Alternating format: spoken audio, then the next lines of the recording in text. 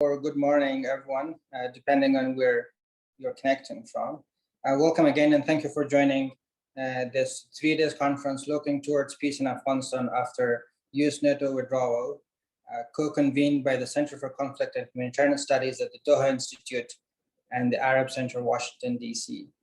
I'm Saeed Madadi. I'm Director of Foreign Relations at the State Ministry for Peace in Kabul, and I'll be chairing this panel titled Aid for Sustainable Peace Building. For the past 20 years, in order to bring stability and peace, to improve governance, and to advance human rights, and to carry out national building projects, aid has been probably the most fundamental instrument. So the outcome, however, has not always been, as we might explore in this panel, very ideal. The question is how to think about the future of aid in Afghanistan in light of the past experience. I'm glad we have some of the very articulate minds and experts in this field to explore this topic, people who have followed aid and development in Afghanistan for years. You have their bios, so I'm not going to go at length through them, but I'll quickly introduce them. But before I get to the introduction of our panelists, I'd like to draw your attention to some of the technical announcement and instructions about the panel. It's basically a 90-minute panel, 60 minutes of which will be given to the panelists for their presentations and remarks, 15 minutes for each, and then we'll have a 30 minutes question and answer section. For the Q&A section, you can submit your questions to the chat box through the Zoom platform, and I'll try to pick them up.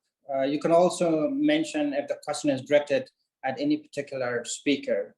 You can also post questions on any of our social media platforms and also through email via events@arabcenterdc.org. That's events@arabcenterdc.org. And our colleagues will try to post them to the chat box, and I'll ask the panelists. The last point is about the translation, the simultaneous translation. The system has a capacity for simultaneous translation in 4 languages, Dari, Pashto, English, and Arabic. To activate translation for English, but before you go to that, to basically find the translation section, look towards the bottom section of your Zoom platform, and you'll see a globe icon. You click on that. For choosing English, click English. For choosing Pashto, click Pashto. Those are the easy ones. But for choosing Dari, you have to choose Chinese. Now, I don't get the logic for that one, but basically Zoom doesn't recognize Dari. And for choosing Arabic, choose Spanish, because I'm told that Arabic in Zoom has some technical difficulties. With those technical instructions, which I hope are clear, let me briefly introduce our panelists. We have Dr. William Baird, a senior expert at the U.S. Institute of Peace, with years of development experience in the region, who will be talking about the potential for aid to contribute to peace building and the pitfalls to avoid. We then have Dr. Jennifer Motsarashvili, an associate professor and director of Center for Governance and Markets at the University of Pittsburgh. She will be talking about how aid policies have been counterproductive in the past 2 decades and how to think about the future in light of those lessons. Third, we have Dr. Hogayo Ayubi, a researcher at the University of Cambridge, who will be talking about peace education and how some of the donors have drawn on the idea of positive peace-based education in their programming. And last but not least, we have Malaise Dawood, who's a project director with the Peace Training and Research Organization and a research fellow with the Barcelona Center for International Affairs. He'll be talking about how indigenous socio-political institutions have been ignored in favor of a national state as the decisive instrument for waging war and peace. And I'd be very interested to hear him speak to how the focus on nation state has played out in the area of aid management and development, and what to keep in mind basically when we're thinking about the future of aid policies in Afghanistan and how that relate to the peace. So with that introduction, let's begin by Dr. Baird, and then we'll move to Jennifer. Dr. Baird, the floor is yours. Thank you very much. Can you hear me? I can hear you well. Please go ahead. Great. And thank you to the organizers, particularly Professor Barakat, who invited me for this conference. I've been in some of the past sessions, which have been very interesting and insightful. Given the time limits, I'll just go ahead and give my remarks. With the withdrawal of remaining US and other foreign troops from Afghanistan, a lot of attention is being focused on financial assistance, including whether and if so, to what extent and how aid can advance prospects for sustainable peace. My paper, which I'll summarize here, reviews international studies on impacts of aid on growth and development, as well as on conflict and peace, the broad contours of aid to Afghanistan and experience with aid conditionality, and the potential for aid to support sustainable peace, pitfalls to avoid, and importantly, the need for aid to do no harm. In terms of international experience, aid's linkages to economic growth and development have been much debated. Contrasting findings of different cross-country econometric studies include: 1, aid is associated with higher growth, but only if combined with good institutions and policies. 2, aid unconditionally leads to higher growth. And 3, aid has no significant positive impact on growth. One synthesis study found that increases in a subset of aid targeted at growth typically are followed by small subsequent increases in growth. This growth dividend is subject to diminishing returns when aid reaches 15 to 25% of GDP. But none of this research should be taken to mean that aid is generally effective, let alone a main driver of economic growth. Far more of the variation in growth across developing countries is accounted for by non-aid factors than by aid. There's also much empirical work on the linkages between aid, conflict, and peace. As in the case of growth, the linkages seem to be rather weak. And one literature survey found that, quote, aid's positive or negative effects on conflict are likely to be relatively small in comparison to other foreign policy options and financial flows. Large amounts of aid in a conflict situation can give rise to corruption and looting of resources, and which could fund insurgencies. Skewed distribution of aid can exacerbate horizontal inequalities and fuel grievances. Aid during conflict can create moral hazard, and the political economy implications of aid can lead to conflict risks. Another risk is associated with aid supporting a strategic objective that is receding and incompatible with the balance of power on the ground. One example being aid to Palestine in support of the two-state solution, which has become more distant as a practical possibility. Aid can become enmeshed in political economy dynamics, hindering peace and its sustainment. It can shift the balance of power and become enmeshed in domestic political dynamics. Major changes or cutbacks in aid can be disruptive and destabilizing, exacerbating conflict risks due to revisiting of elite bargains. Large amounts of aid or other resource inflows, oil and gas revenues, solid mint rents, for example, and others, give rise to economic distortions and the well-known rentier state syndrome, which Astrid Sorge, a co-author of one of the earlier panel's papers, applied very well to Afghanistan. Competition over rents can increase risks of conflict breaking out or prolong ongoing wars. Turning now to the Afghan context, the country has been an extraordinarily large aid recipient, with total assistance equivalent to the entire GDP of the country at the peak. Despite declines over the past decade, aid remains extremely high, exceeding $8 billion per year, or about 40% of GDP. Just as important are as the amount of aid are the different channels through which aid is provided. My paper provides details, but I would just like to emphasize 2 points. First, the main factor behind extraordinarily high aid and expenditures in Afghanistan is security spending, mostly funded by aid, which at around 30% of GDP is 10 times as high as the 3% of GDP average security spending for low-income countries at peace. And I might add that this level of security spending is much higher than basically any country in the world, including countries that spend quite a lot, like Israel.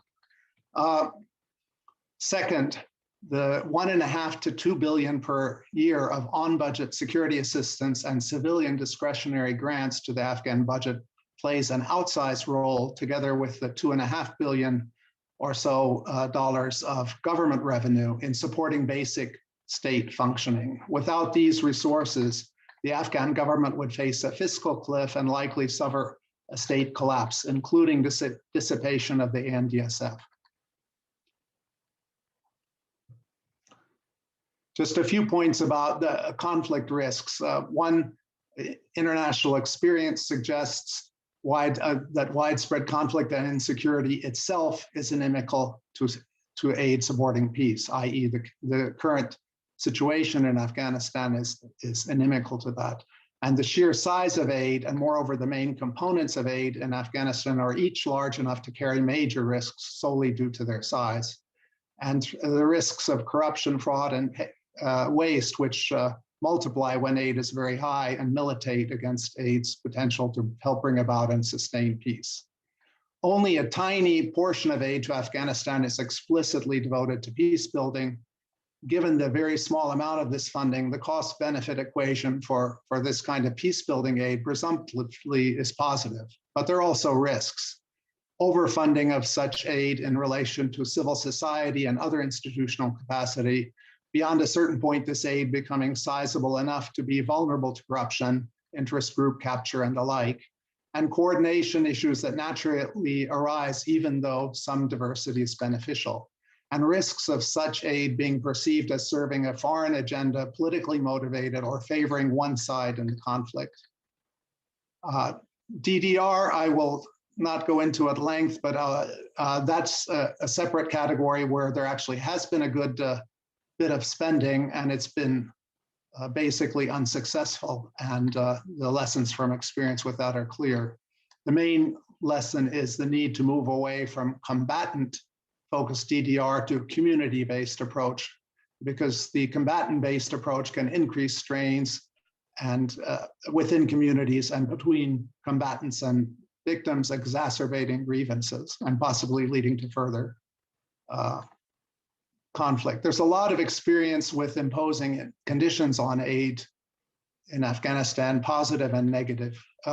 It's generally worked best targeting specific technocratic reform actions as exemplified by IMF programs and the incentive program of the Afghanistan Reconstruction Trust Fund. However, the very specificity of these benchmarks meant their link to broader development and other outcomes was more tenuous. Aid conditionality generally appears to work if there is a strong carrot element rewarding specific actions, behaviors, or results. Conditionality on the stick side, reducing aid in response to non-performance, tends to be more more contentious and not to work as well. Indeed, occasional attempts to impose tough conditionality to address a serious problem or crisis did not work well. For example, in the Kabul bank disaster, which was the largest single fraud and corruption case in Afghan history with total losses approaching $1 billion. Donors pressured the government, including through aid conditions, to hold the principals and beneficiaries in the looting of Kabul bank accountable. Given their political connections, it proved impossible for the Karzai administration to do this, and donors eventually relented without much progress. Even President Ghani, who campaigned in the 2014 election with a promise of strong actions on Kabul Bank, could not make much further progress, especially in recovering stolen and lost Kabul Bank assets. The lesson is that aid conditions that harm powerful political interests are likely to fail or at best achieve limited success. The Bonn Agreement, despite the great weaknesses in its framework, and some of which have been discussed earlier, does show that aid, in addition to other more important diplomatic and other kinds of support, can support a implementation of a post-conflict agreement or well-defined peace process. A final example, very recent, is the US government's holding back $300 million of its $600 million 2021 civilian aid commitment for Afghanistan, announced at the November 2020 Geneva conference. Its availability was made conditional on progress in the peace process and was seen at the time as a signal to the Ghani administration in this regard. But a few months later, the new US administration announced that this 300 million was being restored in the absence of any discernible progress on peace. This example suggests that conditioning large amounts of aid on peace or progress in a peace process may be even more challenging than conditions aimed at other targets. Finally, it goes without saying that aid conditions impact the political entity that receives and benefits from the aid. So in the current situation, aid conditioned on progress in the peace process, to the extent it could work at all, would incentivize or pressure the Afghan government. But it cannot be expected to significantly affect the Taliban's calculations. That may change in the future if the Taliban form part of an Afghan government, but right now, neither promises of nor threats to cut hypothetical future aid would have much credibility or carry weight with them. I'll go on to ways forward, and I'll try to make it quick, conscious of the time. But clearly, based on both international and Afghan experience, caution and modest expectations are warranted in the current period. However, the need for realism does not mean that aid should be cut back sharply or suddenly, which would engender even worse problems and likely make achieving peace all the more difficult. Moreover, the loss of other forms of leverage must not by default give rise to excessive expectations for and burdens on aid as a remaining source of leverage. The departure of foreign troops does not imply that aid necessarily somehow becomes more important, let alone that it can substitute for troops.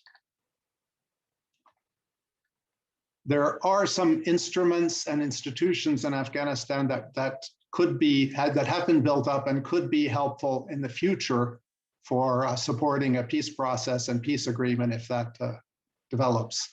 One is the Afghanistan Reconstruction Trust Fund. The other is the Afghan Citizens Charter Program, which could be used as a community-based reintegration program. More generally, and we should not downplay this, I was in Kabul in early 2002. Compared to that time, there is a functional Afghan government administration and some programs which deliver services to large segments of the Afghan population. However, the government has been suffering from administrative deterioration in recent years, largely self-inflicted as a result of over-centralization, micromanagement, and the churn of frequent changes in senior officials and political infighting. And this has been exacerbated by the increase in brain drain. If such adverse trends continue in a worst-case scenario of slow-motion state collapse, there may not be much of a functioning and modestly effective administration left to preserve.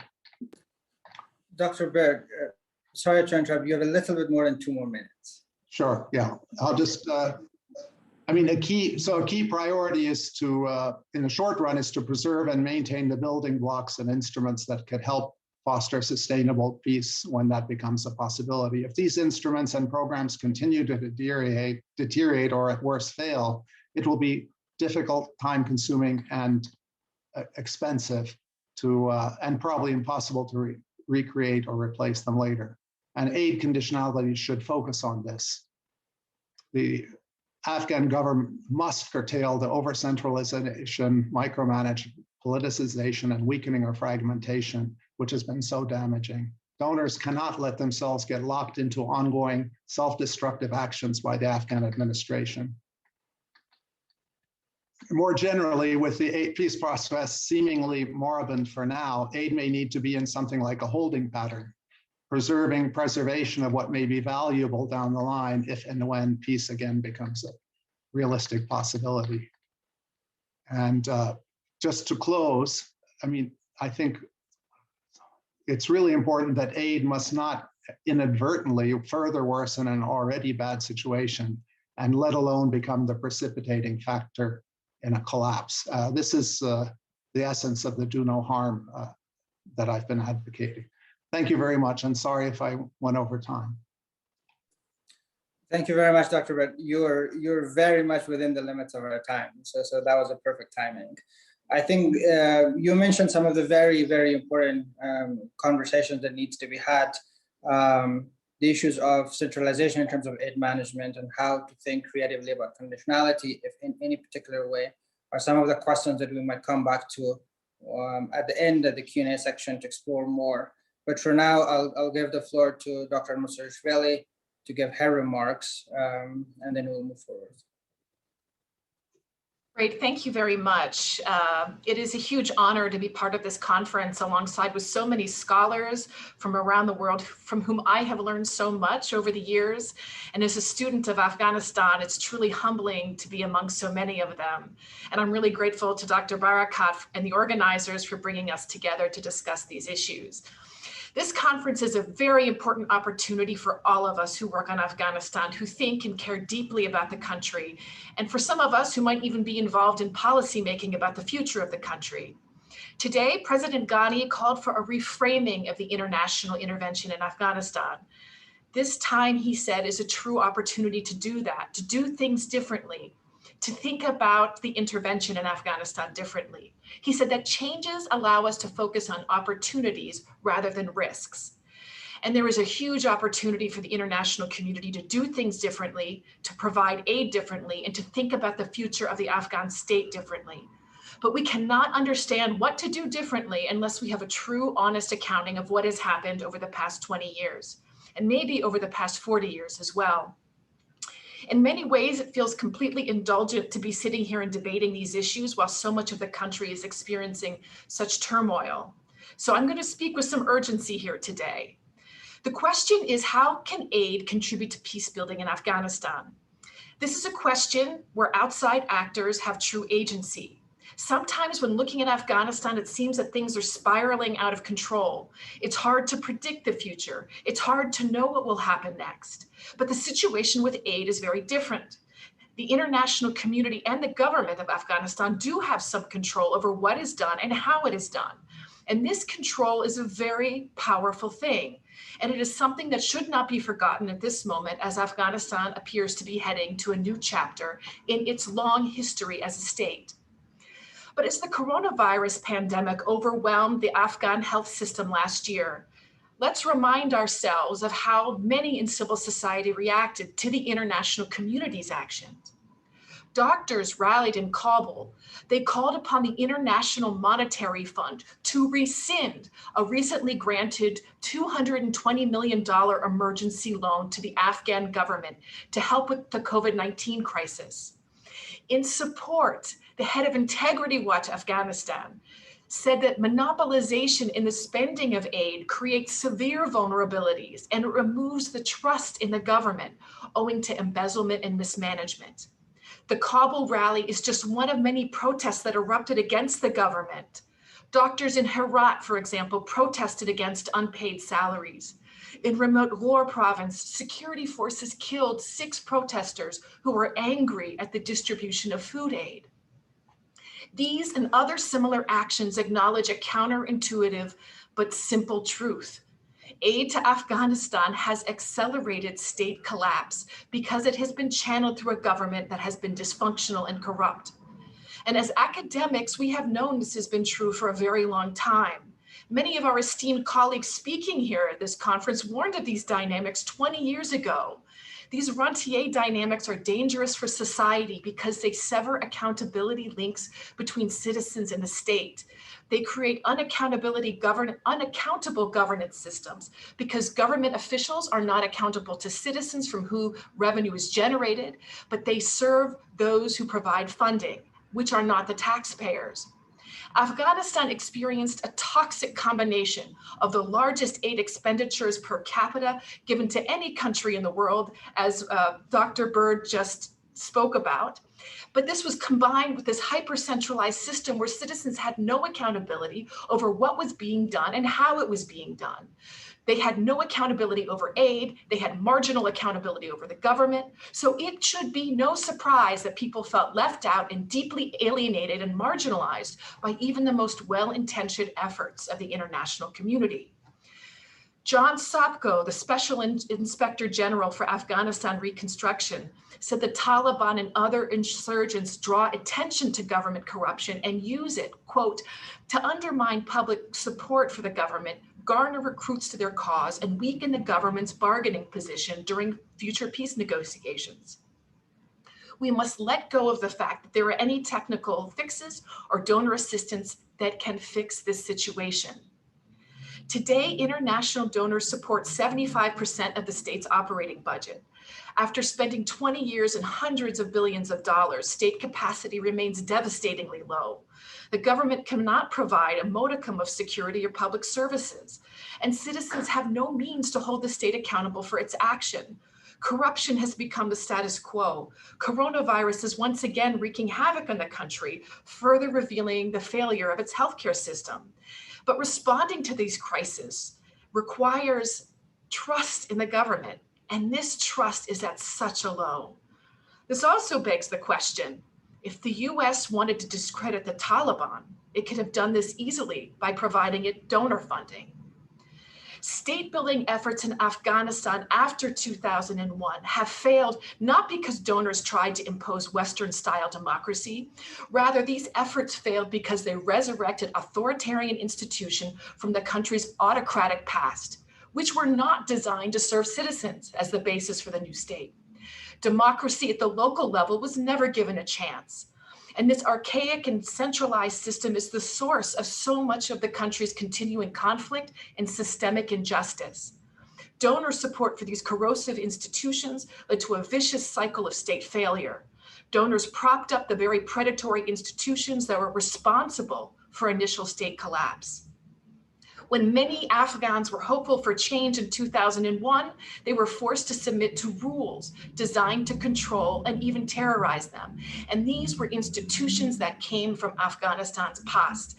Although the country was ostensibly a democracy, the bureaucracy, the rules that govern the country at the subnational level came from the country's authoritarian past, and they remained largely unchanged from the period of the 1950s, the 1960s, and so forth. So the international donor community missed an opportunity to break with the past as they revived and strengthened an archaic and bloated system that was heavily influenced by the country's communist legacy. An influential report written right after the fall of the Taliban in 2001 argued that these old institutions had endured war and, quote, that simplistic assertions that the state collapsed after 2001 in Afghanistan as a result of several decades of conflict, or that the public sector is an institutional blank slate, are not borne out. The administrative structures of the state have proven to be surprisingly resilient. That was written in 2003. Donors at that time saw the presence of these administrative structures as resilient, but these institutions actually hampered the development of the state because the institutions were not developed for democracy, they were developed for authoritarian rule, and they did not change over the past 20 years. So the resilience of this old system doomed state building efforts from the start because they were not designed for participation, but for social control. Donors spent trillions of dollars propping up a system that was incapable of encouraging participation or gaining popular support.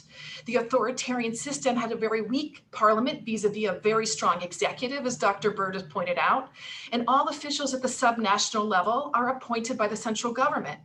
There are elected provincial councils, but they have absolutely no oversight power over centrally appointed governors. Furthermore, the country has a heavily centralized system of public finance and budgeting that is based heavily on Soviet planning models. These were never reformed. Some countries have had some success in dismantling institutions to stimulate change. Georgia and Ukraine both disbanded their police forces after the public toppled their authoritarian regimes. Both saw improvements, but they were limited without whole-scale reforms to the justice sector and other parts of the government. These countries' experiences suggest that reforming one sector of government without considering reforms in other areas will not yield success. Reforms should not focus on technical change, but complete systemic, system-wide overhaul.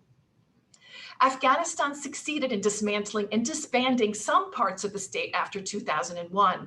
But as in Georgia and Ukraine, these efforts were incomplete because they were too discrete and did not take into account other parts of the government. The Afghan National Army is a good example. It is one of the few major national institutions that has seen a complete institutional overhaul since 2001. When NATO forces came into Afghanistan, they quickly realized that vestiges of the Afghan National Army, then in place, had Soviet roots. Army recruitment was based on forced conscription. Rather than resurrect this model, the Americans and others supported the creation of a new all-volunteer army. But unlike the Afghan National Army, The Afghan National Police retained its Soviet-inspired legacy. All police commanders at the provincial and district level continue to be appointed by the Ministry of Interior in Kabul. Communities have no voice over their own security. With US support, Afghan authorities tried to create community police forces, but these were simply local militias on the state payroll. There was no community involvement in decisions to build these local forces.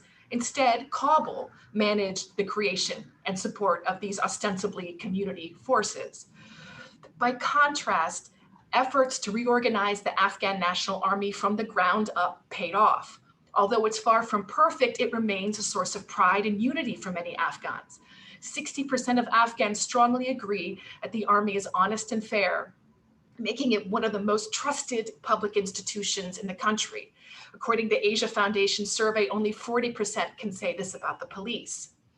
Continued government dysfunction has led many Afghans to take positive action to solve their own problems, and this cannot be ignored.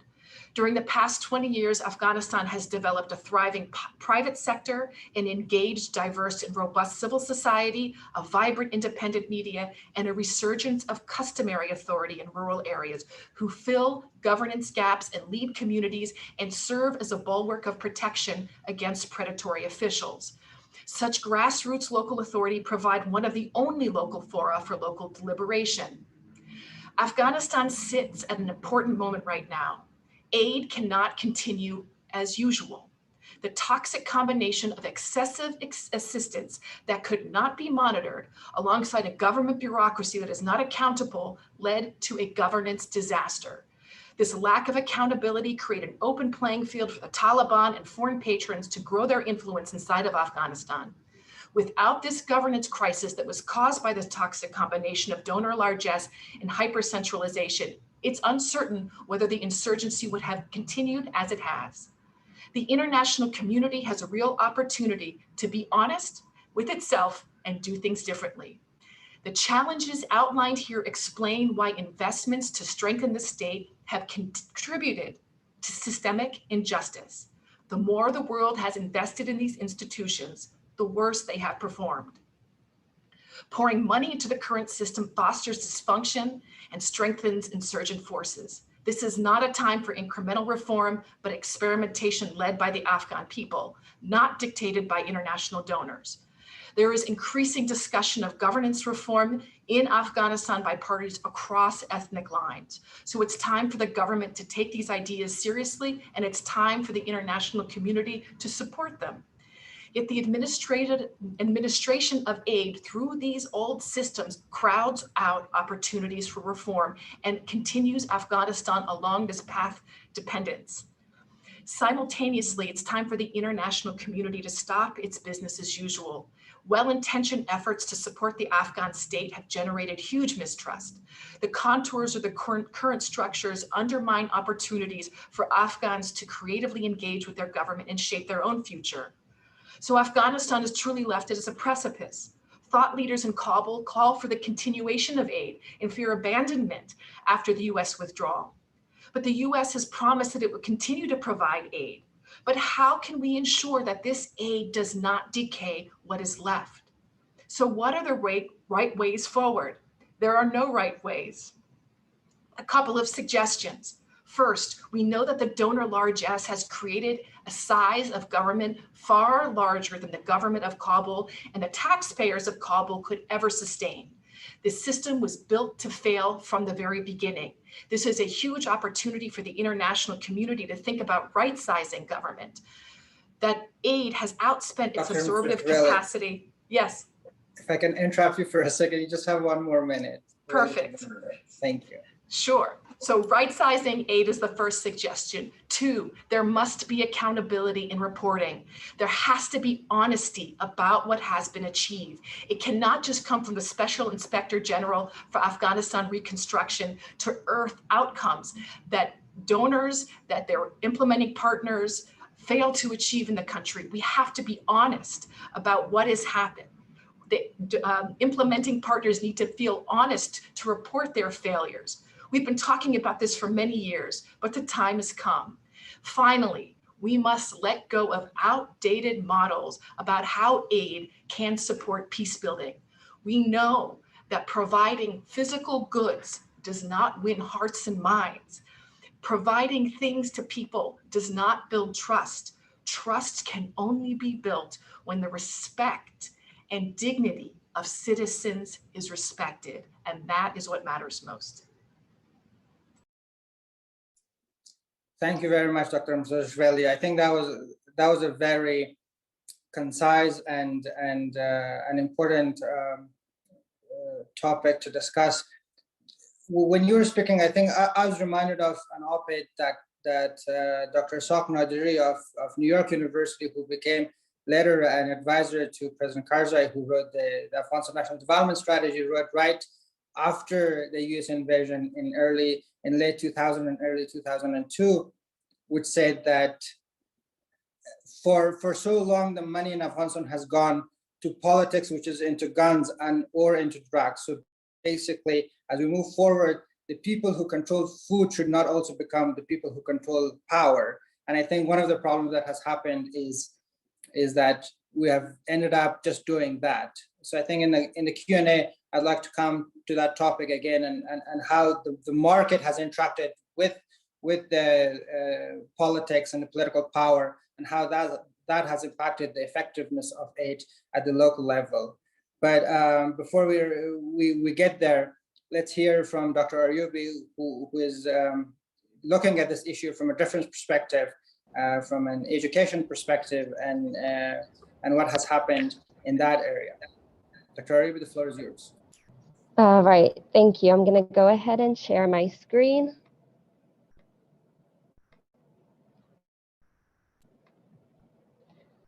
All right. So first off, my name is Hogaya Aryubi. Thank you. And I just want to give quick apologies for the mask.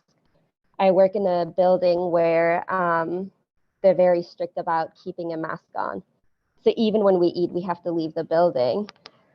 And I have a PowerPoint because I have 8 years worth of teaching. And so I know that visuals help sometimes.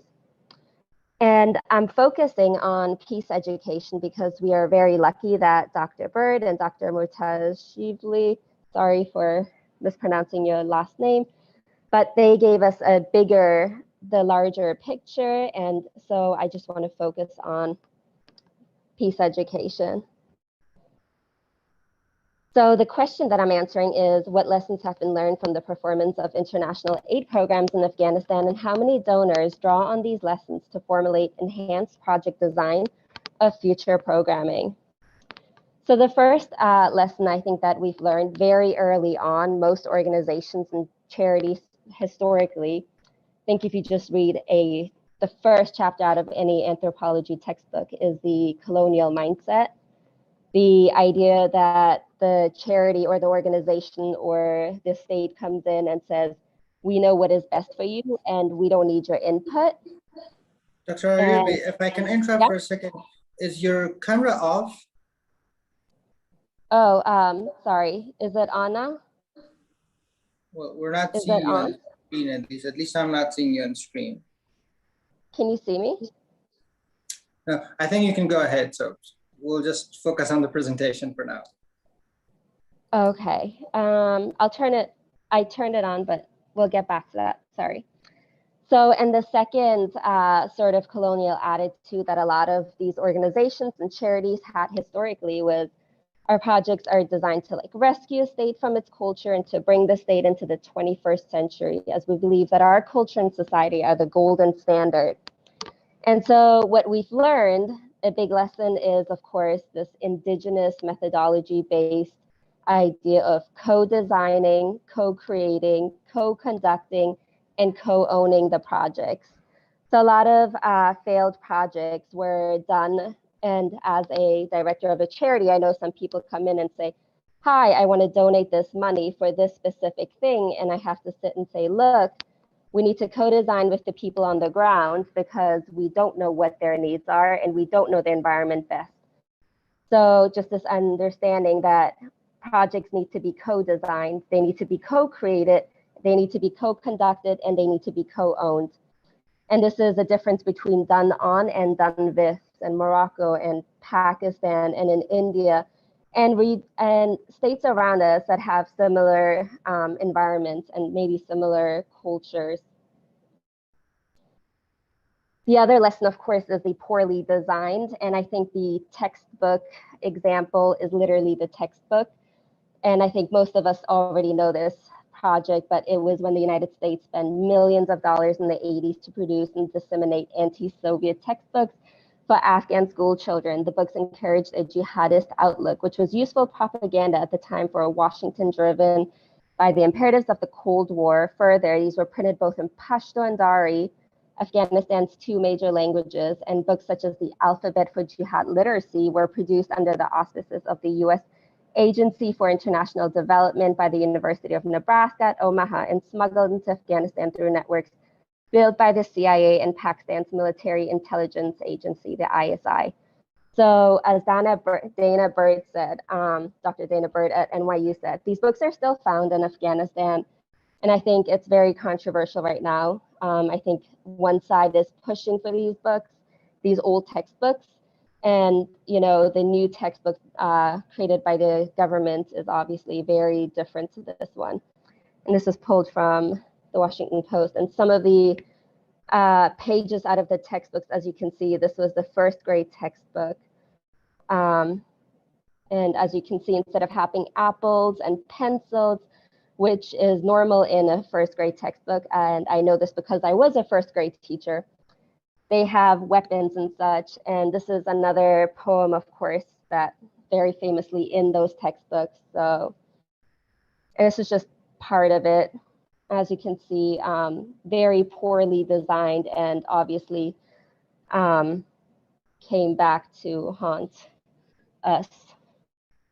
So, and this point goes into the idea that education does not always lead to peace.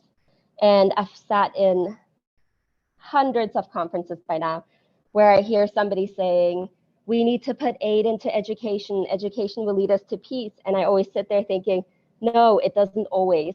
So the poorly designed textbooks allows for us to understand that it is not just any education, but an education that promotes a form of positive peace in schools that could be more likely to reduce direct structural and cultural violence.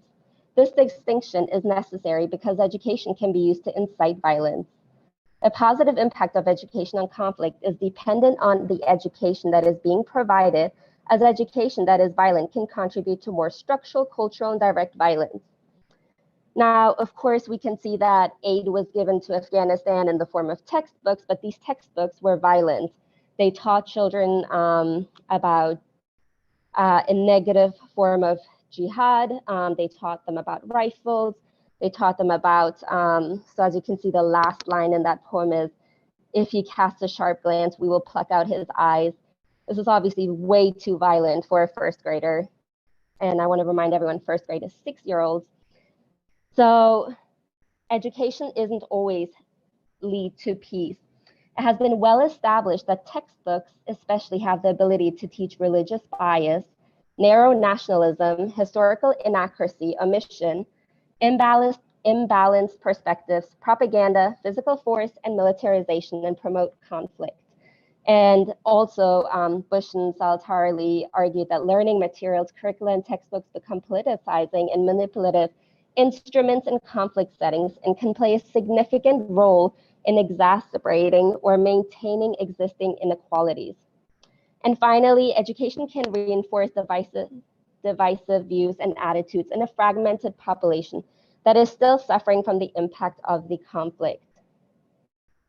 So, and I know I've said violence a lot, and we know that there isn't just one kind of violence. I know most people think this is direct violence, which is physical, and we think of bombs and such, but of course there's also structural violence, violence that systematically harms and disadvantages individuals and groups in society. And you can see all of the different kinds under structural, and then there's also cultural violence. And these two have, they talk about the minorities and gender and all of these different types of violences that these textbooks can enhance.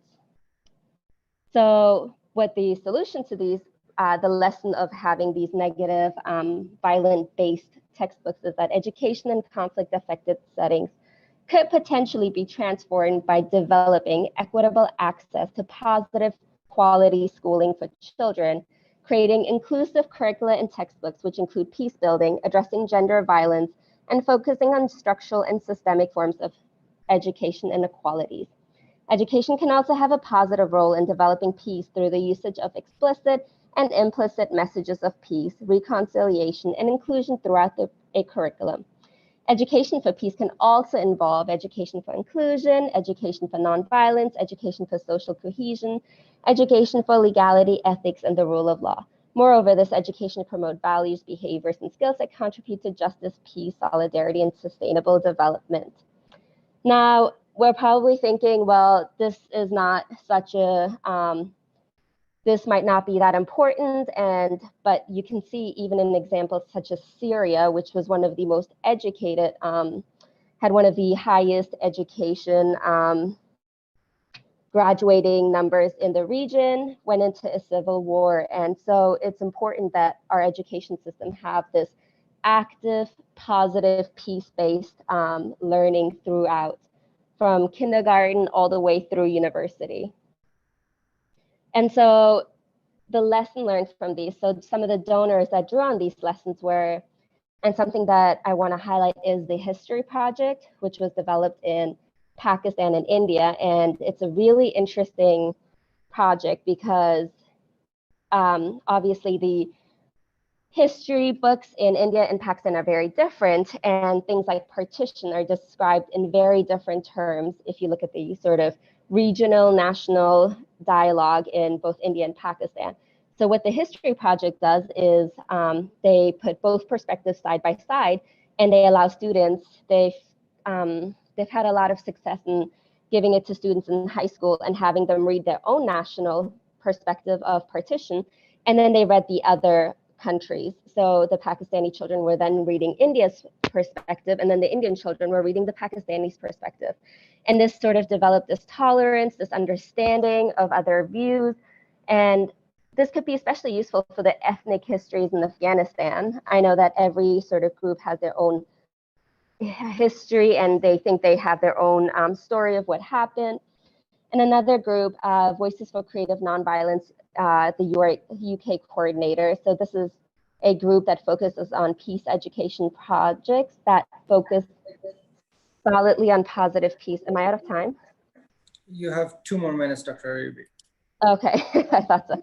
Okay, so, and then future aid assistance that expands further into underserved areas under the Taliban needs to develop the education system, specifically the textbooks, to be based on a positive peace-based education system. So if we're expanding this, I know there's a tug of war going on between the textbooks in Afghanistan. I know one side wants the Soviet-based textbooks to come back, and the other side wants the current government-based textbooks. But I think we can always further develop these textbooks. Let me stop sharing my screen. I know I'm out of time, but if anybody has any questions, do put it in the Q&A. You can also email me anytime. Thank you. Thank you very much, Dr. Ayubi.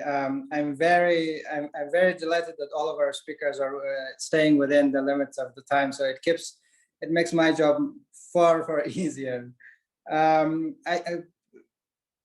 thank you for your remarks. I think the education part has been very important.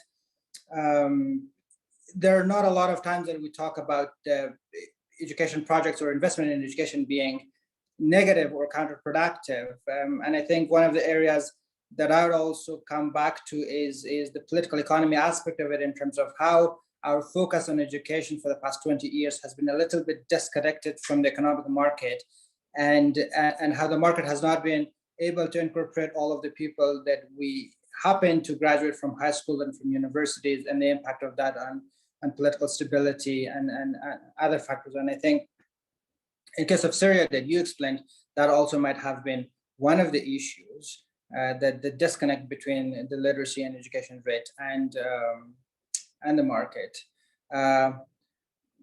So we'll come back to those in a bit.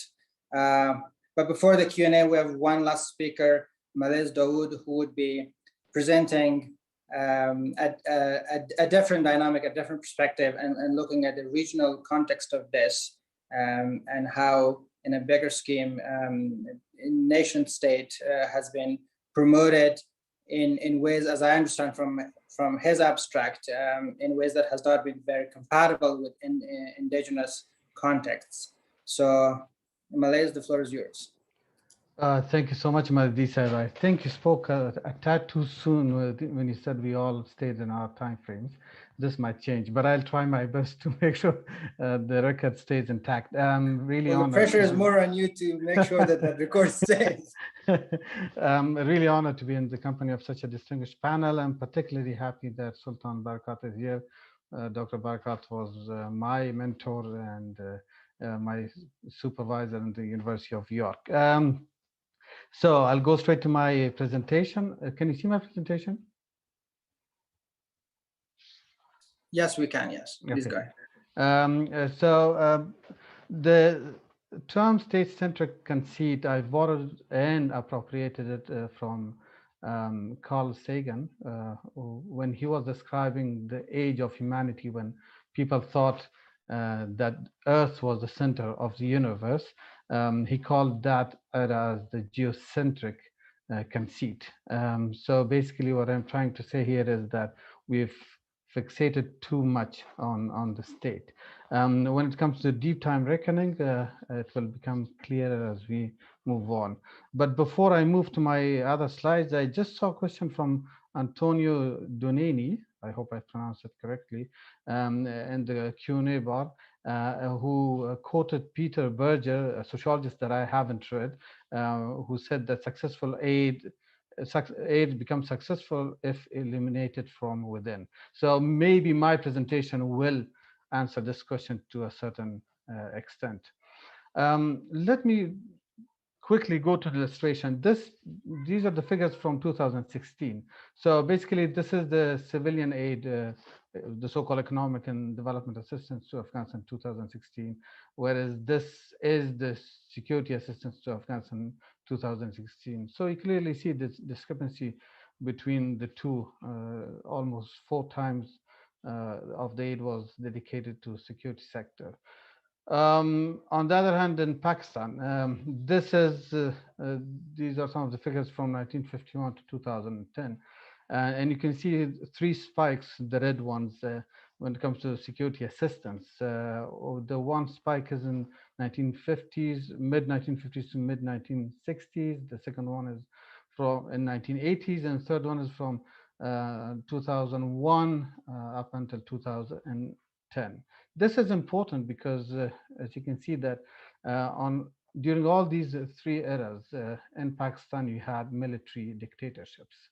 What I'm trying to get on here is that in Pakistan, there is this contestation continuously between military and civilian sides.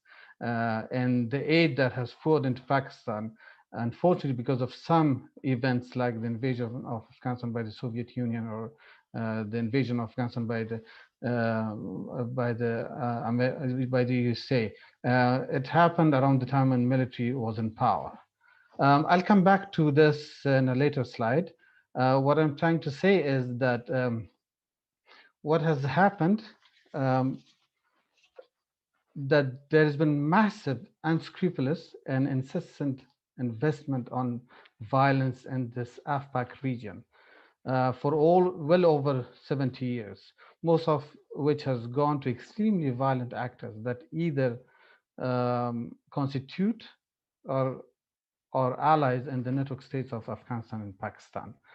And we know that from a dearth of sociological scholarship, that individual actions shape social norms, a process Anthony Giddens has called structuration. We also know that social norms or structures provide a template for collective action. This is in line with some of the stuff that Dr. Aryubi was saying.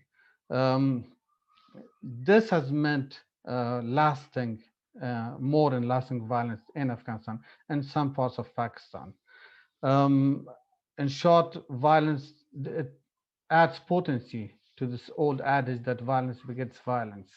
But at the same time, this can change, as we know from the literature on social movements and collective action. The societies that experience civil resistance are likely to be more open, just, democratic, and peaceful. Now, the question is, what can or should we do? One of the things we can do is to not simply respond to events, and who can help us during those events, such as 9/11, or to what Sewell calls eventful temporalities, or what Yelenti calls operational temporalities. Operational temporalities like the US electoral cycles instead have a very constant policy for a much longer periods of time. At the same time, align the support, both material and immaterial, to the indigenous temporalities of some of the very resilient structures. For example, some of the nonviolent movements in that region.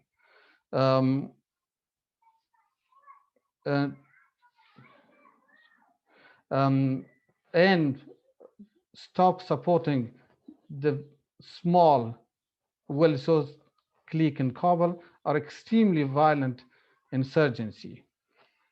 Try to understand how Afghans perceive time, something that Ashraf Ghani calls the conjunctural units. I think it's important that we listen carefully when today in his remarks, Ashraf Ghani called deep layers of the past, bones of our ancestors, or allegedly when Taliban say, you have the watches, we have the time, or you have the clocks and we have the time. Of course, it is important, as yesterday Dr.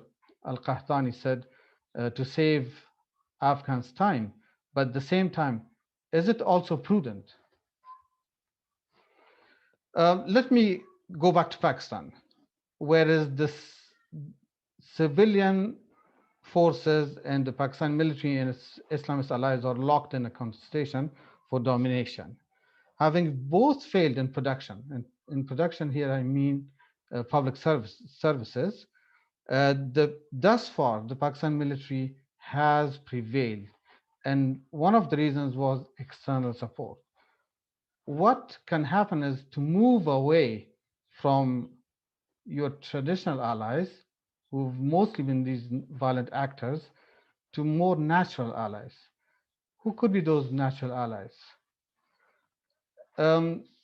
Those forces that are relatively inclusive. I'm not using the word democratic here, because that would have a different connotation. Those that will use violence as last resort, because we know a lot of social structures, both political and social, that at some point will resort to violence, but not those who would use violence as the first template, as their default action. And those forces that are open, but most importantly, are capable of taking action without violence and against violence, as Finthagen says. How is the situation in Pakistan? Political parties such as the Pakistan People's Party of late Benazir Bhutto, Awami National Party, even the Pakistan Muslim League Nawaz Group, they can be allies in peace in the future in Afghanistan. And they've all challenged the Pakistan military and its Islamist allies in one way or shape in the past few years. You have potent nonviolent movements. There are a lot of leftist Marxist movements, the so-called progressive movements, but at the same time, you have this massive movement of Pashtuns, the Pashtun Tahfuz movement, that proudly claims to have stifled Taliban in places like as troubled as South and North Waziristan. Parts of Pakistani media and judiciary. Pakistani legal Britain was instrumental in toppling President Musharraf in 2007, but they had the support from media, they had the support from political parties, and they have the support from a number of other social actors. What is the situation in Afghanistan? It's emerging. We have now we have private media that is relatively free. It's already made an impact. We have women who are very well organized. We have young Islamic scholars that are impressive, and they've countered the narrative of Taliban and other extremist forces in forceful and effective ways. You have young intelligentsia, you have loads of these think tanks and research organizations that can be instrumental in the future. You also have a few nascent nonviolent movements such as the People's Peace Movement. I'm leading a project right now, and this may be of interest to Dr. Ayubi. Project is called Fostering a Culture of Nonviolence, in which we are training nonviolent actors in strategic nonviolence and using aggressive nonviolent action against particularly those groups that are using terrorism as the mainstay of their action. At the same time, we are conducting research on nonviolent action across the country. Thank you so much. I think I finished well ahead of time. Well, when you were saying that you might not be keeping that record, you meant you'd finish early, not late. So that was a good surprise. I think that was a very, very important presentation. The point about heavy investment on violence in the AFPAC region is, I think, a very important point to explore further. One of the ways that we can look at it in terms of how aid has been spent is that for the past 20 years, we've been considering aid as not even a remedy, as a bribe for not being violent. There has been some sort of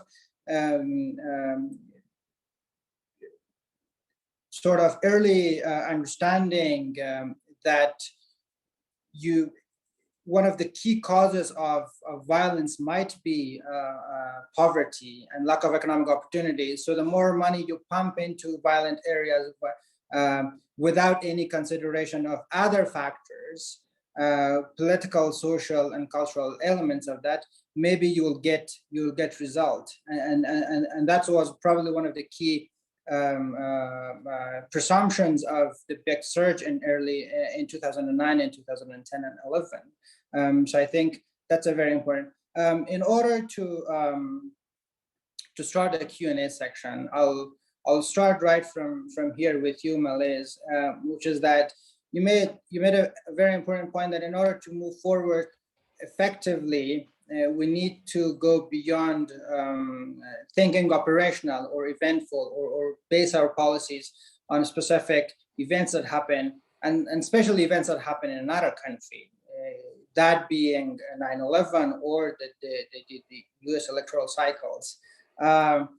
It reminds me of a quote from Condoleezza Rice, I think it was in 2014, that she said, "The war in Afghanistan has not been a 13 years war, it has been a 1 year's war. We fought it 13 times." That's probably a very simplistic way to put it, but it presents how we have thought very short term about this. But when we're thinking about investment and long-term planning, given the democratic limitations of countries, donor countries especially, who have to respond to their own constituencies in electoral periods and all of that, how can we incorporate that long-term planning and that long-term strategic thinking into the donor mindset? What are the ways or the logical justifications that they can think through in order to be able to apply an approach that might not give result in next month or in 6 months or in 1 year? 2 points. I guess we should also seek the support of countries that are not essentially the so-called Western countries. And I think Qatar is one of those countries that has a relatively stable polity that can ensure policy continuation for a longer period of time of 20 years, 30 years. So just imagine Qataris advocating on behalf of nonviolent forces in Afghanistan, Pakistan, trying to nudge Pakistani military towards not using too much of violence against these forces. That's one point. Second point is you have institutions such as the USAID.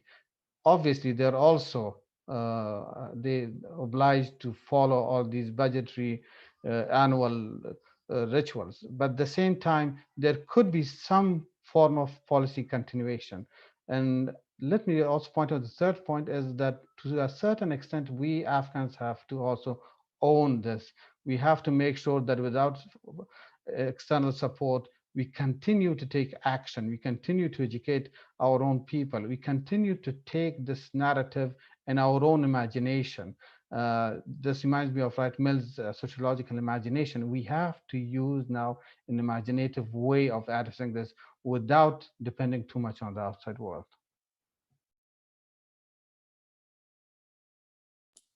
Thank you very much, Malays. There's a question in the Q&A section from Dr. Nazif Shahrani, and I think it's not directed at any particular speaker, but I think Dr. Murtazashvili might be in a good position to comment on that, which is that so some people would say that aid policies, or basically foreign aid, is a type of humanitarian war. It's always used as a leverage in some ways.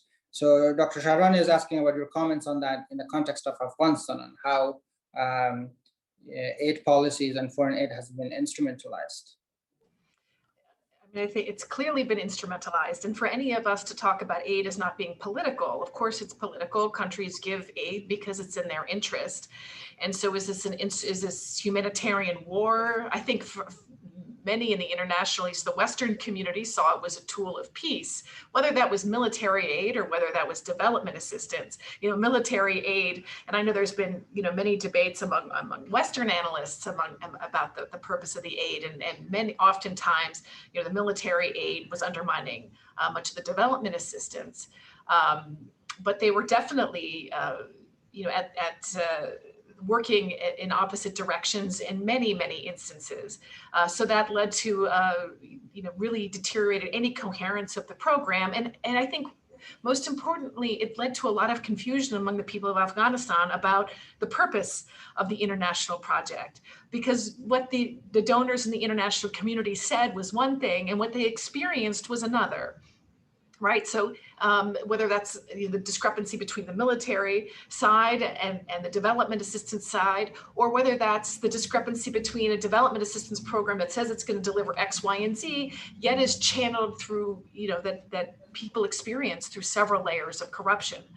And, I spent a lot of time in rural Afghanistan. I used to work for the U.S. Agency for International Development. I know how these processes work, and it's very complicated, it's very bureaucratic, and donors have their models, and they haven't really deviated very much from those models in the past 20 years in Afghanistan, which I think is quite unfortunate. There was a huge opportunity here for learning, and unfortunately the people of Afghanistan have really suffered as a result of that. But I think Astri Surge, who unfortunately wasn't here, but who wrote that masterful book that less is more. And I think that there are many many lessons for us to think about that in terms of that humanitarian war, and whether this aid really overwhelmed the capacity of the government, the capacity of citizens, and just really undermined trust in the international project. Thank you very much. I think that's a good way to look at it. There's another question from Karen Renaud, if I pronounce her name correctly, and I think Dr. Baird, you might be a good candidate from our speakers to comment on that. She's asking that, as you said, a lot of foreign aid has gone to the security sector, and there's a huge security sector. But if you look on the ground, maybe the outcome of that in terms of how much security the institutions would provide to the people, either you're talking about the army, especially given how things are unraveling these days, unfortunately, or you're talking about the police. So what are they really taking security of? What are they really protecting? I think another way to frame that question would be that how much of that money, that aid, is going actually to provide a service that is tangibly understandable and effective for people, and how much is that really spent on running a structure in itself that might not be able to provide a service as an outcome. Well, thank you. That's a good question. And I'll also take the opportunity to to push back a little bit against the beating up of civilian aid, which is very common, including by myself. If you compare the civilian with the security aid, there's really no comparison between how badly it's been done, how expensive, how much corruption, ghosts of various kinds of soldiers and police, et cetera. So one of the, you know, and the related point is that Afghanistan, the reason why Afghanistan looks so entirely aid dependent is largely, not entirely, but largely because of security assistance. When you look at civilian assistance compared to, say, a normal low-income developing country, just off the top of my head, or roughly, it might be about twice the level now, not earlier during the peak, but so that, and that's a kind of adjustment in aid that could be made gradually. Whereas the security aid is, like I said, is 10 times. The security expenditures are 10 times. There's a lot of waste there. Good question about whether it provides actual security. I mean, the security sector includes ANDSF, ANP, sometimes some of the informal government-funded militias, which are funded by donors, and of course the intelligence agency, NDS. That's basically the definition of security expenditures. So some people, you know, plaintively ask me, couldn't Afghanistan have had a security sector like Sri Lanka, which defeated its insurgency, although there were much better conditions in terms of not having a sanctuary, et cetera. So I think the security assistance is a huge issue, and perhaps even worse if it's not really effective or sustainable. So, you know, I could go into more detail, but I think that's one point. And I think people who blame the problems of Afghanistan on civilian assistance, of course, they're enormous problems, but I don't think those were the fundamental causes. It was strategic decisions early on, which allowed back the warlords, which denigrated the democratic part of the Afghan government from early on, prevented President Karzai from actually making a deal with the Taliban from a position of strength in the early years. So I'm not understating the problems with civilian aid, but I think if you put them in perspective, they are, I would argue that they're not the causal factor behind the situation at present.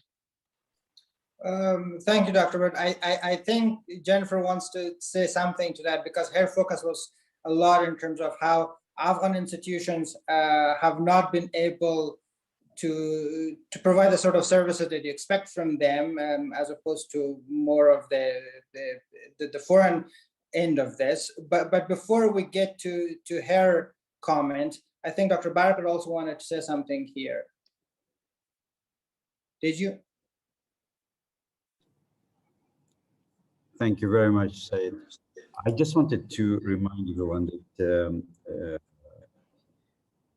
much of the aid is actually spent on the way to Afghanistan.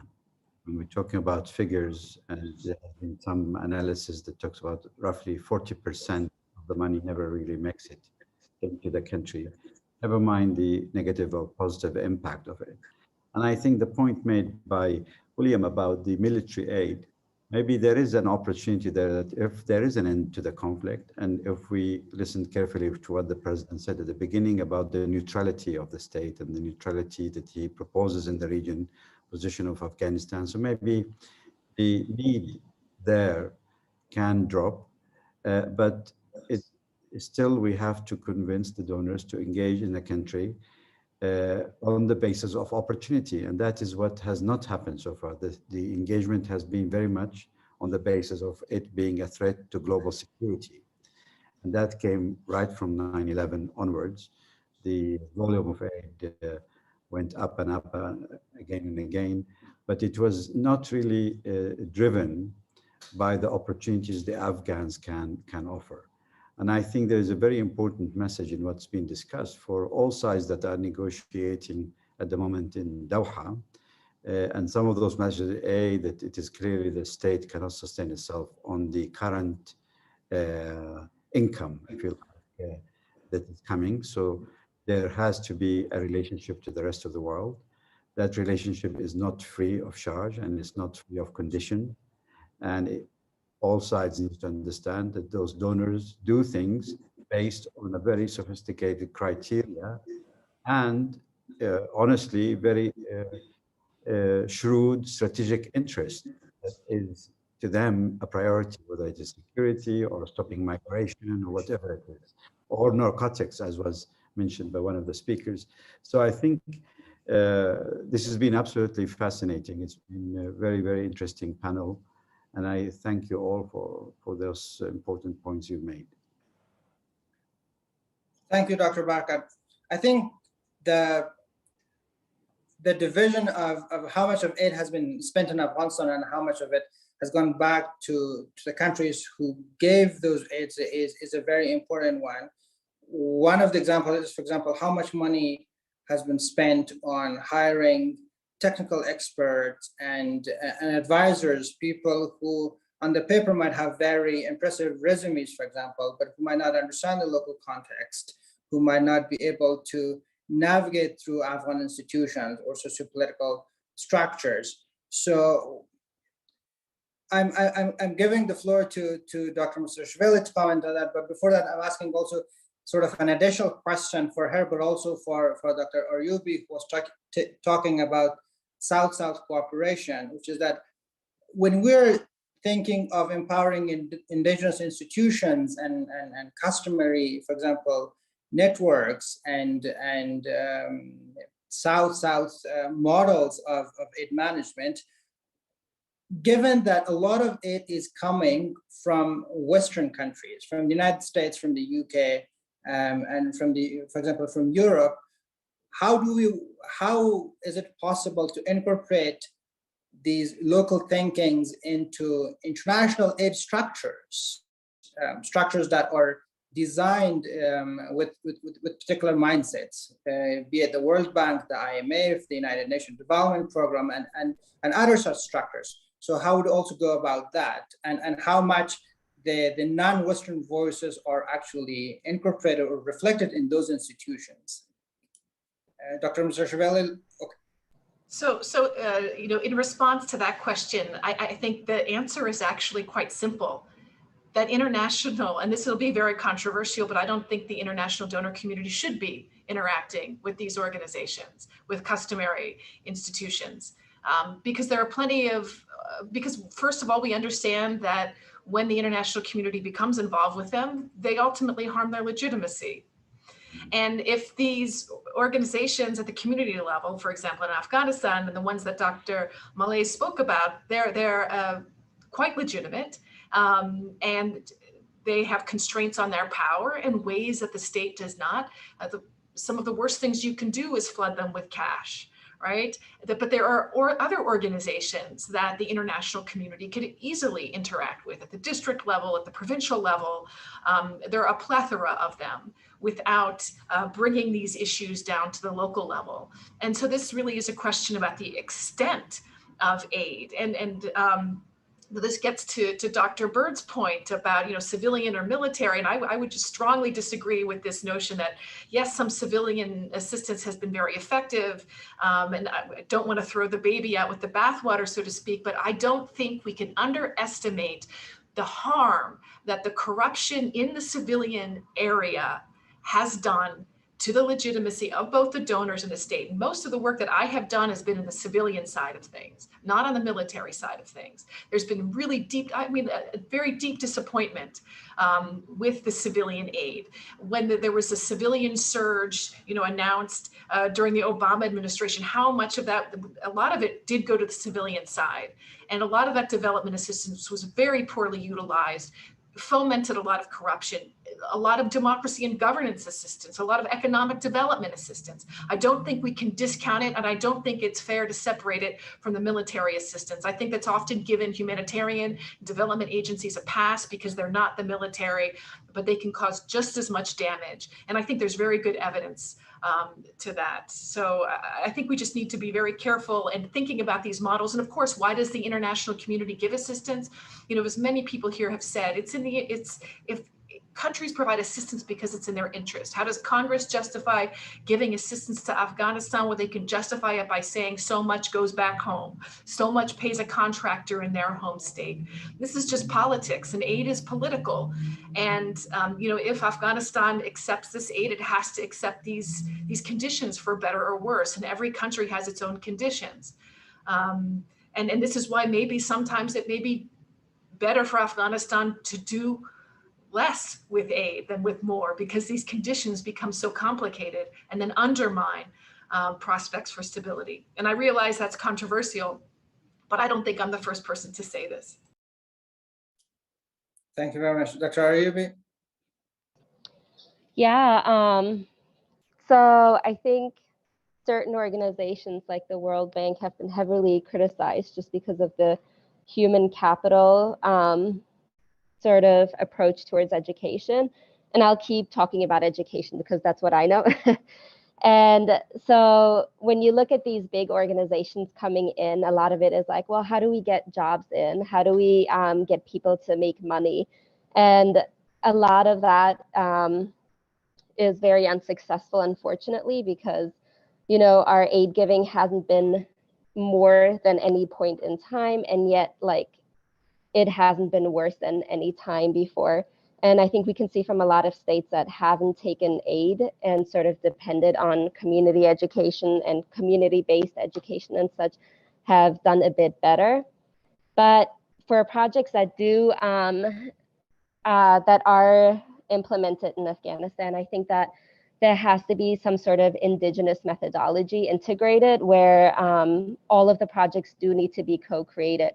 So I think the big failure was big organizations like UNESCO coming in and just dumping money into building schools. I remember at one point, I think I was in high school or middle school, Pennies for Peace built like 600 or 160, 400, I don't even know, hundreds of schools in Afghanistan.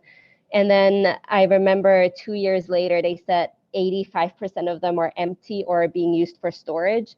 So they're poorly designed, poorly executed, poorly maintained. And I think there just needs to be better design of it, execution of it, and there needs to be better maintenance of these programs rather than giving contracts. Those people can make their money off those contracts and then move on. But I appreciate UNESCO's office in the Ministry of Education. I was able to work there for a bit.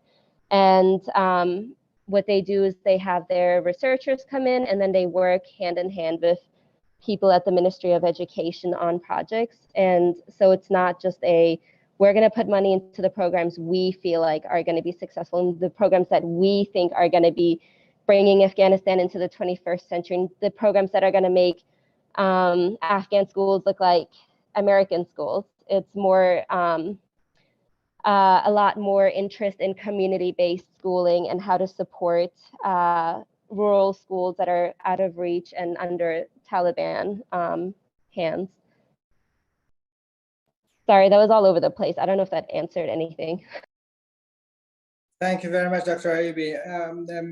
Dr. Baird also has his hand raised, but before I give the floor to him, I also wanted to remind our audience and those who are participants that you can submit questions to the Zoom question and answer section.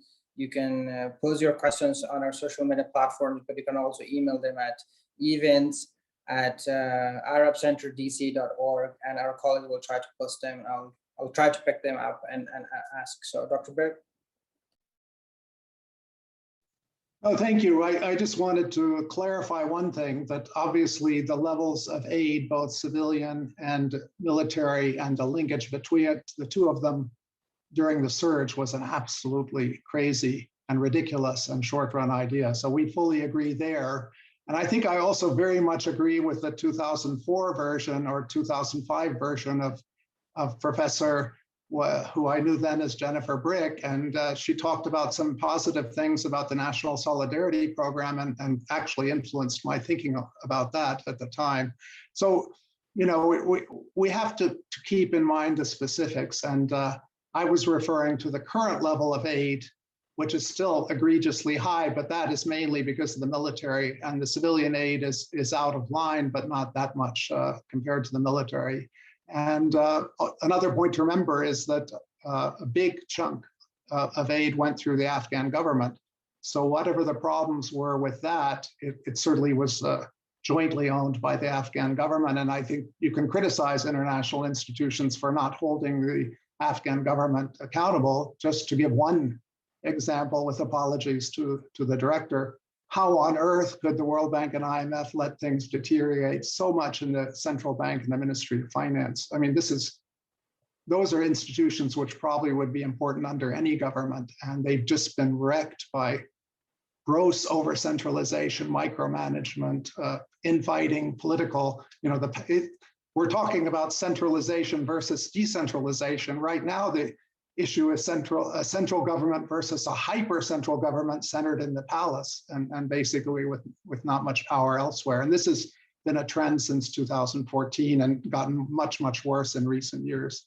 I'll stop there, but thanks for the correction, Jennifer, particularly I would argue on the surge period, which was totally out of line.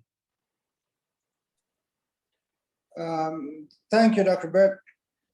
I have a couple more questions, but before I get to those, there was a question for Dr. Aryubi. You talked about co-design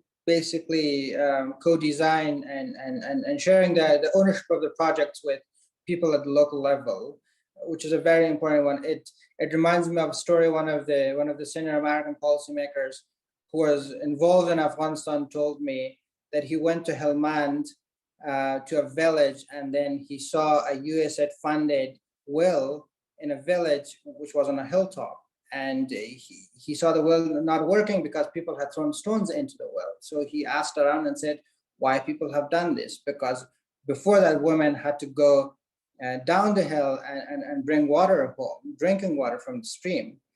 And they asked around, and people told him that women did it because the time that they would spend bringing water from the stream uphill to the village was the only time that they would have to socialize with each other. So by bringing the well in front of their doorsteps, you basically took the only opportunity from the woman to get out of the house and communicate and spend time with each other. So I think that also explains why it's very important to think of the local realities. But at the same time, there was a question, which is, I think, a very relevant one. For example, when you're talking about peace education, one of the aspects of peace education, especially in the donor narrative that has been emphasized a lot, is how you communicate and educate people on gender equality and gender rights and women's rights and all of those issues. And if you're also focusing on the local ownership of the project and the co-design with local communities, especially in places like Afghanistan or Pakistan and these parts of the world, maybe not all the time the local standards and the local perceptions of gender equality be aligned or compatible with standards that you would have from international community, from the World Bank or other people who might end up funding those projects. So how would you reconcile between the two? Yeah, I think there needs to be more focus on the Islamic feminism rather than this sort of international feminist movement that they're trying to put into the curriculum. And I think they did a really good job focusing on Islamic hadith and passages of the Quran, because it's hard to say no to that, right? Like what can anybody say to that, right? None of us civilians, none of the government people, nobody in the Taliban would ever say no to Islamic feminism. But would they say no to, American or German feminism? Of course. It's like something foreign that, nobody's prepared for. Whereas I think the little bits of the curriculum that do talk about sort of gender-related items, it does need to be rolled out a bit more slowly rather than just overwhelming everybody in the system with learning brand new things that they now have to teach in the schools. But I think we really need to keep pushing on our religious foundations and go to our cultural and religious foundations to talk about gender norms and gender equality and Islamic feminism and all of these things. I don't know, what do you think? I think that's an important point to discuss, but at the same time, when we're talking about Islamic feminism, for example, or look through Islamic history and refer to Islamic texts, we also maybe open the floor to different interpretations, a lot of which are also very deeply informed by local cultures and traditions. So how would you actually sort of judge or even create a standard according which you could judge which one is really Islamic feminism and which one is not? Because then you have a moral equivalency between everybody, because as long as you're a Muslim, then you might get a right to interpret your own religion and your own religious belief and also your own local traditions. So what if some of those understandings might not be compatible with either an external version of that understanding, or even people at the local level might not agree with each other in terms of what would mean by Islamic feminism or women's rights or girls' education, for example, even some of the very basic stuff. So I looked at the peace curriculum that's put out in the teacher training courses, and whenever they refer to anything peace-based, they go back to religion to implement it. And so the feedback that they got from the students was, oh, we really like this because it addresses our cultural and religious background. And so if the gender issue, it's obviously a lot more difficult to do so. But I think we can look to countries, regional countries, and see what they've done successfully. So we can look at maybe Tajikistan, well, not Tajikistan. My husband's from Tajikistan, and I know they're very, very, they don't have anything religious in their curriculum. But we can look over to maybe Pakistan, Indonesia, we can look at Malaysia, we can look at different countries and see what they've done successfully. And so that's some of the South-South cooperation. I know not all of those countries are South-South, but we can look at other countries and see what they've done and how that's been carried out, and see if that would work for our curriculum. But I wouldn't want to invent the wheel when other countries have done such things like that. But I know one thing I would stay away from is probably hadiths, just because everyone has different hadiths that they believe in, and everyone has different interpretations. But I think just going back to what other countries are doing successfully and looking at those examples. Thank you very much, Dr. Aryubi. I'll ask one question, and this will be the last question before we conclude this panel. And I'd like to ask all of our speakers to comment on that one, which is that different perspectives have been presented today here in terms of aid effectiveness and where the problem has been for the past 20 years, the role of Afghan institutions and Afghan agency, the role of foreign aid policies on the part of donors, for example, the lack of ownership with the communities, or the lack of an understanding or appreciation for local socio-political institutions, and all of that. When we're thinking about reforming the aid agenda, if I may frame it that way, if we're thinking of using foreign aid more effectively for sustainable peace and for bringing development, maybe not all the time we have the luxury basically to focus on 10 different priorities at the same time. Maybe not all the time we can bring a lot of aid, but at the same time focus so much on institutional reforms on the ground to be able to spend that aid. So is there a logical and feasible way to sequence aid management and reform, or is there a way to prioritize that one particular segment of reform or set of institutions or policies would have a definitive impact on how things will unravel in the future, or how we can actually feasibly think about that? So from the right of my screen, I'll start with Malays, who hasn't spoken in a while in this panel. That's fine. I think it's important to problematize this a little bit more and ask the question what we mean when we say reform, and at the same time, who do we expect to reform and what to reform, and who becomes the enforcer. I think one of the ways we should go about this is in one of the models that has proven extremely effective around the world is when there are indigenous social actors that relate to corruption in a way that they have to take action.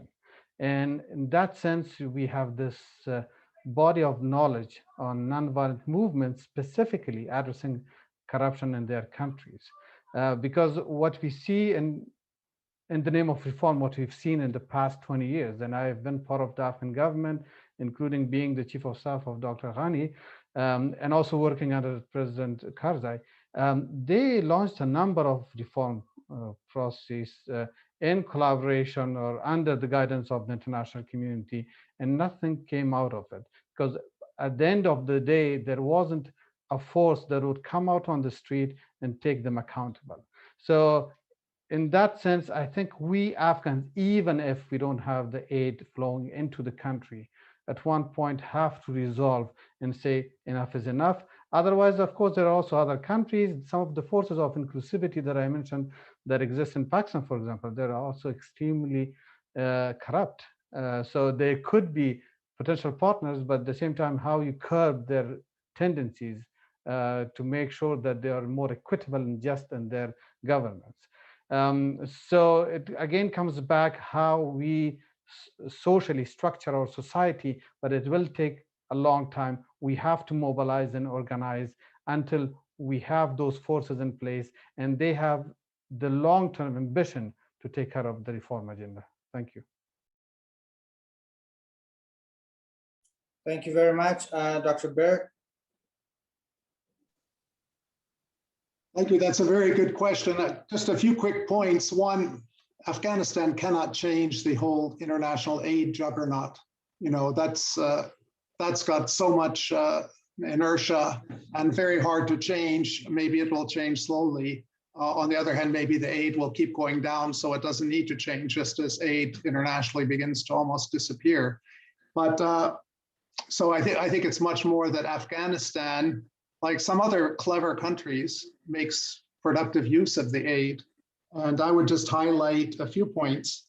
One, I think the 2002 to 2004 version of President Ghani was quite astute at getting aid to support what he saw, and I think was genuinely there as post-conflict state building.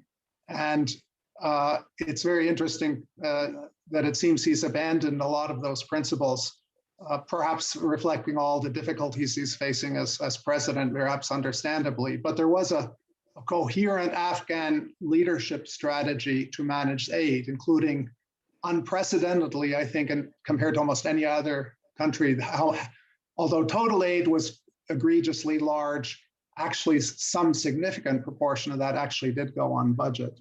So that early version of some things, you know, there are also positive lessons to learn from the early years before the surge, before things got messed up, before each presidential election got worse than the previous one in terms of disputes and damaging side effects. But if you're looking at the current situation, I do think donors need to really tone down and focus their conditionality. I mean, if you look at the documents from Geneva last November, I'm pretty sure that my own country, the US, could never implement many of them, if not most of them. I'm also certain that, you know, strong states in the region, India, Pakistan, Iran, would not be able to implement that kind of reform program. But the donors, it's sort of easier in dealing with their political capital to put a Christmas tree of reform. So I think now with the military situation, at least in flux, if you want to say, if not deteriorating, that the donors really have to focus on keeping things going. And not letting aid be the source of a collapse, which arguably was the situation in 1992. So I think there would be options to improve aid if we get through the current period, and there is a peace process that begins to take hold. Then I think there would be more and more opportunities. Right now, as I've said, you want to do no harm and don't have a 1992 like example of what happened after the Soviet Union collapsed. Thank you. Dr. Aryubi? I'll go ahead and pass on the question. Okay. Jennifer, it's you. So I hope that doesn't give me twice the amount of time to talk now, does it? So what I would just suggest, first, what do we know about reforms? I think we learned a lot of things when the Soviet Union collapsed. There's a brilliant paper written by former World Bank, Dean of Georgetown School of Foreign Service, Joel Hellman, and he wrote a paper called The Early Winners. And he said, when reforms, why do we see all these oligarchies emerge across the former Soviet Union? He called this the politics of early winners. It's the people who gain the most at those early stages of reform hold up future reform in the future. And I think that that's a huge lesson for Afghanistan right now. As the country, there's a huge opportunity, right? The really optimistic side of me says, there's this opportunity for a reset. Let's be hopeful about peace negotiations. Let's be hopeful for a new stage, for an opportunity to rethink so many of these models, to rethink the size of the Afghan government. But I think that the advice about sequencing that you've asked, some people have said you can't possibly sequence these things. I think what we have learned is that the rule of law, and somebody did ask this question, it's the most important thing. But it's the most difficult thing for donors to reform.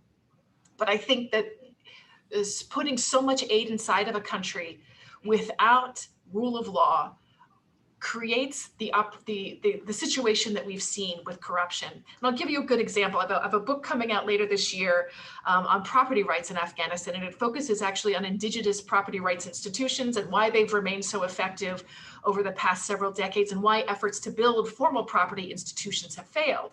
In fact, organizations like USIP have gone into communities and offered people legal tenders, and people said, I don't want even formal state the property, the documents, right? Why? Because they find their customary, 98% of rural residents have customary deeds. They don't want the state deed because it's so riddled with corruption. And we talk a lot about land grabbing and this huge epidemic of land grabbing. All land in Afghanistan is owned by the state. So the land grabbers are usually people who are empowered by the state to do this. Right. So unless you have rule of law, unless and rule of law isn't just rule of law is police that you can trust if someone violates your property rights, that not only is there going to be a suit against them, but that person is going to be punished by the state if they violate your laws. And unless that happens, it doesn't make sense to embark on so many of the extravagant aid projects that especially in the name of the civilian assistance that we've seen, because it only served it was like doublespeak to so many people, and it was hugely wasteful. And I think that's why it really served to alienate so many people. But this rule of law issue is going to be the challenge right now. If there's going to be a new constitution, a reform of the constitution, this is a real opportunity for the people of Afghanistan to sort of make some sense out of a system that hasn't served them very well. Thank you, Dr. Mustashvili. I think this brings us to the end of this panel. I wish I had more time to explore further some of these issues. Aid management and development through foreign aid has never been an easy topic. So I don't think we could have done justice to explore it enough here. But I think some of the very important ideas were explored here. I'll wrap up the conversation through mentioning some of the points that I picked up throughout the remarks that our presenters and our panelists made. The point that Jennifer Mustashvili made about the right size of aid and how sometimes or most of the times a lot of aid without the capacity to invest them and spend them, which also takes us to the rule of law conversation, can be detrimental, and how it's not only a decision that has to be made on the part of the donors, but also a decision that has to be made on the part of the recipient of it to say how much is enough or how much is too much, basically, is an important thing to consider. The second is the need to strike a fine balance between sort of indigenous perspectives, co-ownership and co-design, as Dr. Ariba was talking, but also keeping international standards of accountability and transparency and rule of law and good governance. I think a heavy focus on either of those might lead us in a direction that might not produce the best outcome. The third important point, which we might not have discussed a lot, but I think was raised, is the whole idea of equitable development throughout the country, and the idea that Dr. Baird mentioned about community-based DDR when we're thinking about post-peace development as opposed to combatant-based, in terms of where the money should go and how much money you spend actually on incentivizing people to not resort to violence, as opposed to how much money you spend actually on creating role models of development, of governance, and of social cohesion that would then influence the behavior in more conflict-ridden areas. The idea of centralization versus decentralization that was mentioned here, and the need for more local democratic process to empower institutions to grow, as Malaise was talking, natural partners for the international community in Afghanistan, people and institutions or social sort of groups who would be more inclusive, are some of the points that I think is very important to remember and incorporate in our thinking. At least I'm in the peace ministry, so I happen to find myself sometimes in these conversations of post-peace development. So it's more important for myself to keep these in mind than anybody else maybe in this panel. Again, thank you very much for our four great panelists for this very important points and for the very timely discussion about this important issue. Thank you very much to our audience, people who participated, people who posed questions, and especially thanks to Dr. Barakat and his colleagues for organizing this very important and timely conference, and people who helped to put this conference together, people who might not see on the screen today, but put a lot of efforts. I was lucky to be part of some of the very early conversations with Dr. Barakat about this conference when I was in Doha to support the peace negotiation, and I'm very glad to see this coming to life today and will go on tomorrow. So as I'm looking forward to the conversation tomorrow, I'm also reminded that I'll give the last chance for Dr. Barakat to speak and talk about today, but also about the program tomorrow. So Dr. Barakat. Thank you very much, Saeed, and thank you for so ably managing this panel. I think the discussion has been absolutely fascinating. If there was more time, my paper would be in this panel, I think. There is a lot that you've discussed that is very close to my heart. And I genuinely believe that the international community, one way or the other, will not give up on Afghanistan, but it does need to find alternative ways of doing its business, because Afghanistan is such a central state with 30 million people, with a great potential for the region and the world that goes way beyond the initial security-driven approach. So thank you very much for all of that. Thank you also for emphasizing the need to learn jointly. And this is something that we wish that the two sides could start as quickly as possible undertaking now, even in terms of development. You know, there's nothing stopping the sides from designing the fine grain of some of the assistance that is already in the country. Recently, UNICEF signed an MOU with the Taliban that allowed them to expand provision for education for boys and girls in areas under their control. It would have been fascinating had they been offered the opportunity to sit with the Ministry of Education and work together around those curriculum that Hogai presented, and many of those ideas where they hopefully could come up with a greater space of common area between them. But again, thank you to all the panelists. I think this is, we've covered a huge ground today. And for those who are participating in the conference, if you thought that yesterday and today were fantastic, wait until you see tomorrow. Tomorrow is, without any doubt, probably is going to be the highlight of this 3-day conference. We will start tomorrow with an opening speech by Her Excellency Fatima Gailani, who's one of the negotiators on the side of the Islamic Republic of Afghanistan, but is often referred to as Bibi Fatima. She is, as everyone knows, respected by all sides and could easily be sitting on any side of the table in the negotiation. Fatima will be introduced tomorrow by my colleague from Washington, Tamara Kharroub, from the Arab Center for Research and Public Policy. And then after her keynote address, we will kickstart our panel on women and inclusivity. And then our panel 5 and panel 6 will tackle the issue of rehabilitation and refugee repatriation to Afghanistan. These two issues were not randomly selected. These are two very important aspects that are at the heart of what is being talked about in terms of negotiation and peace in Afghanistan. Maybe one side will value one aspect more than the other. So you have one side that is pushing very much on the agenda of women and inclusivity, while the other is very concerned about the 3 or 4 or 5 million, some say, refugees outside the country where they feel a greater degree of association with, and the many, many who are displaced inside the country, and what would be the future for them.